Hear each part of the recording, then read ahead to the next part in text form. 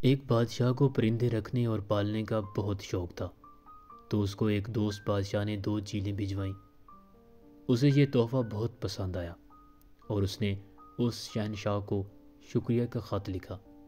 اس نے اپنے ایک ہونہار غلام کو دربار میں بلایا اور اس سے بولا کہ ان دونوں چیلوں کی بخوبی دیکھ بھال کرنی ہے اور ان کو ایک بہت بڑے اور عالی شان باغ میں رکھنا ہے جہاں وہ دل بھر کر اپنی اڑان بھرا کریں گی۔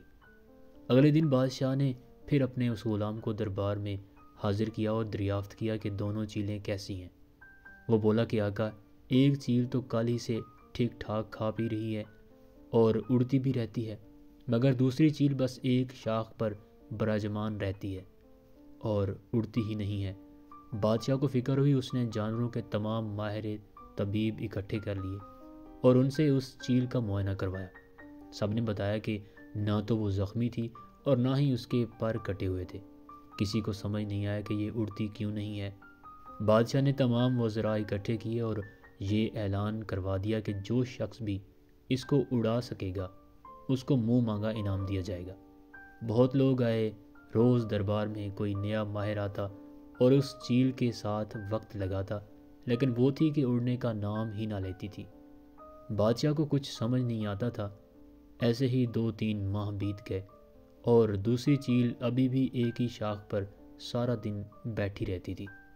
آخر ایک دن بادشاہ نے اپنے کمرے کے پردے کھولے کہ دن کی دھوپ کا نظارہ کرے، تو دم بخود رہ گیا کہ اس کی دونوں چیلیں اڑ رہی تھیں۔